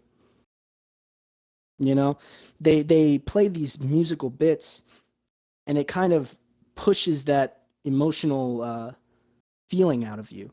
You know what I mean? It's really incredible. But the show is like, if you're into that kind of thing, if you like if you like to just relax and listen to some orchestral music, then definitely check it out. Also, the characters are very lovable. They're very enjoyable. The show is hilarious. It's funny as hell. And it's an emotional roller coaster. I mean, I don't cry at shit. It's awesome. I don't cry at nothing. But this show definitely pulled at my heartstrings, and like even now, and I am ashamed to say it, you know what I mean? Yeah, I fucking cried in an anime, but I mean, dude, this show, like, I can't listen to that fucking song about the dogs without shedding a little bit of it there. In the eyes of an angel, God. And then it's then they show like the worst possible fucking dog, like that's had the worst life in the history of dogs, and then he's like shaking. Yeah. He's like the dog's like, "Why aren't you helping me? Why are you filming me? You fucking assholes!" If we check, fuck you, Sarah McLachlan. I highly recommend. Fuck you in the ass. Making me feel like, who would do that to an animal? Guilt trip. Yeah, like seriously. Like I fucking love animals, man. Who the fuck would do that to a poor little doggy? Yeah. Why? Dear God. You're really gonna. If you I think after we finish High School of the Dead, I think we could use a change of pace, and we should definitely check this show out. It's fucking solid. If it's too sad for me, I don't like to be sad. No, it's not. It's not. Okay. Like I told you, the ending is bittersweet. It's not depressing as in like, oh, everybody fucking dies and everybody's depressed in the end. No, it's nothing like that. No, it's nothing at all. Like Peter Griffin's not going to be like, you have AIDS. Yes, you have AIDS. Like, every scene. Yeah, no, it's not going to be something like that. It's your stuck dead dirty needle in there. What unprotected sex you had? What you wear? Sorry. Oh Jesus. Yeah, that's. But I remember that episode, by the way. it wouldn't be great. What the Wouldn't ending it be does great bring... if somebody did that for Charlie Sheen? Sorry. Oh Jesus. I'm looking at. What the ending does bring is closure. You'll see that it brings closure, and it won't be a depressing ending. It's gonna be sad, but I think Berserk had the captain of all depressing endings. Yeah, that was a depressing. Except at least it lived. Fucking ending. At least it lived on through the manga you're reading, but god damn. Oh yeah, but I mean, like, just aside from that, here's the deal. Can you imagine like Guts just sitting on a hill and it doesn't show what he's thinking? Like it showed Guts on that fucking hill at the very end. And he's just thinking, everything sucks. Like that just what the fuck do I do now? My girlfriend's a crazy bitch. My best friend's a demon. I lost my baiting hand. I guess I can learn to use my left. Now I gotta masturbate with my left hand. Fuck, here's everything the thing. sucks. That's the ending of Berserk, people. Everything sucks. If the show ended like that, I can fucking tell you right letters. now, everything sucks. I can tell you right now, if you take those two shows side by side, and if Berserk were to end at that stage, I can tell you easily that Your Lie in April is definitely the happier ending of the two. It just has a depressing start with a happy ending. You don't know much about it. You don't understand much about it at first. But it's a great development. The story develops greatly. At least it develops, and like it doesn't piss you off. Oh, not at all. I mean, you get upset because I lost my masturbation hand, plus the hand that held my sword, which is what I call my penis. Wait, what? Anyways, no, I mean, like we should definitely watch that. I highly recommend it to anybody watching or anybody listening to this. It's a great show. Yeah, it's Berserk, High School of the Dead. Go to Kiss Anime. Kiss Anime actually works on the Edge browser. I know I said that earlier, but if you go to Kiss Anime on the Edge browser, the Flash player and the HTML player actually work. So that means you can cancel your Crunchyroll account and just watch everything for free. Or you don't really need a Crunchyroll account. Yeah, you don't really to watch need stuff. It just plays ads, though. But still, you're better off. Well, sometimes it only plays like 3 to 4 episodes, and then it doesn't play like the whole fucking season. Yeah, Your Lie in April is on Netflix. Okay. You can easily. All right, so we can find Your Lie in easily April watch on that. Netflix. Okay, cool. Yeah. The one thing that I have an issue with on the show, there's just one instance that it really sounds bad. Does it involve stabbing a bear? I am all for that. Nothing with bears. I know you're. By the way, I still haven't watched that fucking video you sent me of like Condemned 2 Bloodshot the Bear scene. I need to watch this. As long as something is getting stabbed by something else, that is a bear. If you experienced the bear, like if you played the game and you ever experienced the bear, I guarantee you would have you probably would have thrown the controller and ran out of the room. I would have been like, done. I'm never going outside again. I would have been like, fuck. But, I haven't. If anybody hasn't caught on for our past 5 fucking podcasts, I have a feeling my wife likes to go hiking, and I'm like, no. She's like, why? I'm like, and then when we go on our like fucking trip to Alaska on the pamphlet, there was actually like, a canoeing trip. We went canoeing before, but we went canoeing in like fucking Hocking Hills where there are no bears or like there's just stupid fucking deer that'll just stand there and stare at you and ducks and Canadian fucking geese. But there's like, she's reading the pamphlet for this one small fuck town in Alaska that no one should ever live at during any time of winter. And it's just like, then there was like a warning. Like, you can see the bears from the shore. Fuck that! They're like, no! Bears can swim, you fucking assholes! I'm not a small guy. I'm not the best swimmer. If we tip over, whatever. Fuck it. I'm gonna be I'm gonna be using that canoe as a weapon. So yeah, there was actually a thing like you can see wildlife from the sides, bears and deer, and maybe a kangaroo. Somehow a kangaroo got into Alaska. I don't know. Just like that actually was one of the things. Shit! That bear is now swimming across the riverbed. You It's look coming like directly at us. you look like one big fishy that it wants to eat. Like so she's like she goes, I should probably cross this one off. Yes, you should cross that one off. Fuck bears. Like I unless I have like a 9 with me, like I will go on the longest hike you'll ever want to go on. Just let me be packing. I will bust a cap in a fucking bear that attacks me. I'm not gonna just randomly go in the forest and start shooting some fucking animals. I'm not an asshole. But if I see a bear and it's looking at me and it's coming toward me, I know it doesn't want a hug. It wants a snack. And I look like a big fucking donut. So, yeah, Daddy's going to cap some fucking bears. And I'm going to empty a clip. So, I will get an extended mag.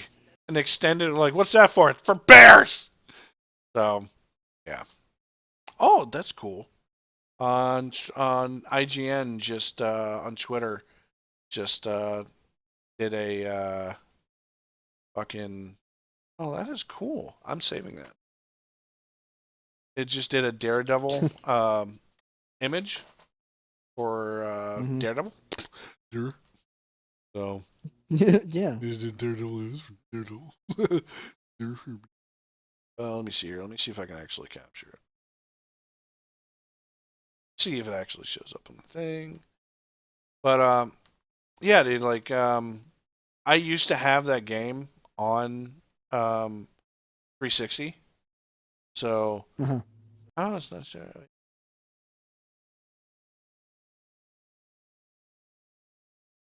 Mr. Picture doesn't want to show up on the thing you do. Oh my god, what the bloody hell? Is it a GIF image? No, I think what there goes my computer. Anyways, you were saying before I went on my rant about bears. Oh, goddamn bears. The show. We were talking about the show. I think. Super duper saying bears. one thing. Bears. One thing that the show does really well is it. What was it? Fuck! I lost my place actually now. But oh yeah, the thing that bothers me about it. There's one issue with it is that it has a mistranslation. There's a translation issue. An incorrect translation in the show where this 13-year-old girl, it's near the end of the show. It's literally the last episode. She actually is admiring the main character's playing because he's developed, he's grown. You know what I mean? I'm glad that's where you went with it. Yeah, he's basically. His instructor says, when did you become so sensual? When did you start playing the piano so sensually? Like he's more passionate about it. He's giving it more, he's playing with everything he's got now. Yeah. At that point in the story. And the 13-year-old girl is like admiring him while he's playing it like that. And the incorrect translation says, well, not like I want Kosei to play me like a piano or anything. That's cliche, it says it like that. And I'm like, what the fuck was that? Wow. It's not the correct yeah. It sounds it's horrible. Okay. I mean, but given that they're like 14, like there's not a big age difference between the two. It's 14 and 13, so there's no big age difference there. But nonetheless, it's still a really bad translation. There we go. I got the image up on the screen now. You continue going. I was just like, this is in the actual translation. I looked it up. I looked into it. I was like, that can't be right.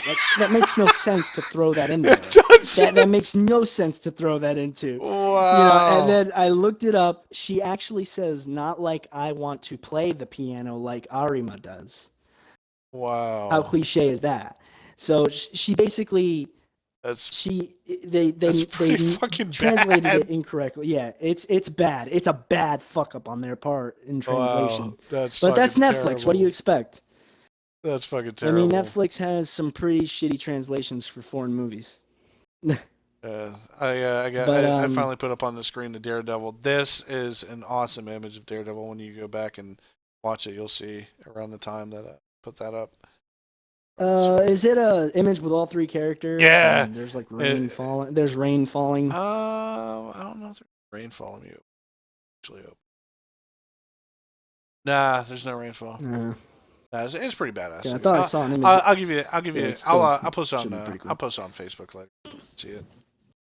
But yeah, I highly recommend that anybody that likes, if they feel like they want to watch something that's kind of like a roller coaster of a ride, in terms of like how you feel. Yeah, if you really want to watch something like that, it's very good. The show has awesome music. Hold on, I gotta has do it great. Again. I mean, I gotta do it again. Do you want to watch something that has emotions? Something that has lots of feeling? An excuse to say pianist. 2 reasons to say pianist. Having emotions while saying the word pianist. Everybody knows what pianist sounds like. Watch this show. It's on Netflix. Get Netflix. Rated R. Alright, I'm done. Rated R. Well, I think it's about time to stop this one. Yep, I think it's about time to go down here, Dusty Trout here.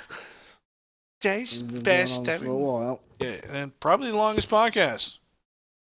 Podcast number 6. We really needed to we brought it this time, man. We brought it. So talked a lot. Yes, about stuff that we care about and possibly all kinds of stuff. All kinds of things. There was probably more stuff we were supposed to talk about, but we kind of stepped away from those things, I think. Because we're awesome. Well, stepping away from those things.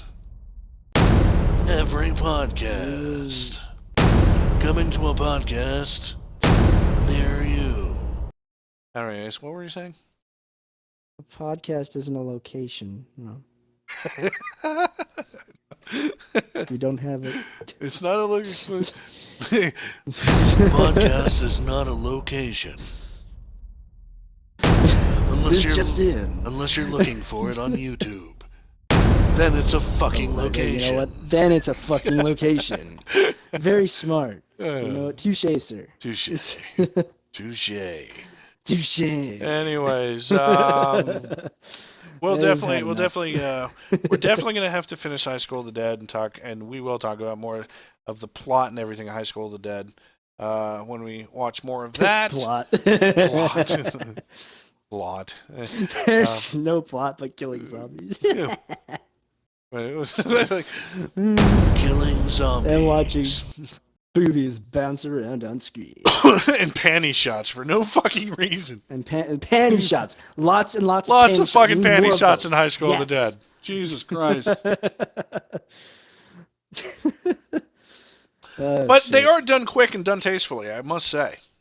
Quick. They're done very They're not. They're usually during battle sequences or like intense moments. It's almost like they put him in there. It's almost like they put him in there to be like, wait, what was that? What the fuck? What? Yeah, like did I just see a tit? I'm just like, did I just see an animated vagina in some like fucking Fruit of the Looms? What the fuck? We're going back to the action. Like titties. Yeah, zombies. It just catches you up real vagina. Quick. It's not zombies. It's not that revealing. I don't know, man. It's just like it just shows you. You gotta wonder what those shadow crease are. No fucking. You know what? What? But the shadow crease is just fucking. What is? What are you doing? It's the fucking those female things. Anatomy. Something. I'm gonna stop doing it. It's the female anatomy. It's a lot about the female anatomy in that shit, dude. Holy fuck. Shit. It's not like it's nothing we haven't seen before. Jesus Christ. It's something it's not like it's something we look up daily. Yeah, it is. Yeah. I don't know. I don't know where we're going. I love with how that. people like. This is the thing. People can get so grossed out by like fan service, but like nobody bats a fucking eyelash at like fucking South Park doing a human sentai pad. Or a guy turning himself into a dolphin. Uh, You know, fucking dolphin. yeah, like just yeah. I don't know. No, the human sentai pad is the worst I have one. been watching it. It's one of the worst. I have been watching the show again also, but there's really no plot to talk about. I've been watching Comic Book Men again, and been watching it on I think it's A&E or AMC, A&E or AMC. I forgot. And I've been watching them online, and the one with Stanley is fucking amazing. So that was like episode 6, I think, episode 5 or 6. I love Comic Book Men. You guys should definitely give that a show a chance. It's a really popular show now, and plus I love Kevin Smith. I don't care what anybody says. He can be a dick in real life. I'd still love him. He makes great movies. Except for that one. Anyways, guys, thank you so much for coming in and listening to the Nom and Mauler podcast. Listening to our bullshit. Yep. And just so you guys know, I am Nom, Evil Nom, and this is Mauler. Take it easy, guys.